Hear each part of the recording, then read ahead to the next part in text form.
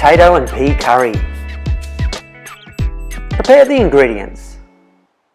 Dice one large potato into bite-sized pieces. Add the potato to a pot of cold water. Place potatoes on a high heat. Bring to the boil and cook until tender. Finely dice one onion. Finely chop one green chilli. Finely chop 2 garlic cloves. Grate a thumbnail-sized piece of ginger. Heat a wok over a high heat. Add 1 teaspoon of cumin seeds. Add the onion, chilli, garlic and ginger. Saute until the onions are soft and translucent. Add 1½ cups of tomatoes. Stir well. Add half a teaspoon of red chili powder. Add 1 tablespoon of garam masala. Add 1 tablespoon of raw sugar and mix well. Cook until the tomatoes become thick. Add 1 cup of water and stir. Add the cooked potatoes. Add 1 cup of peas.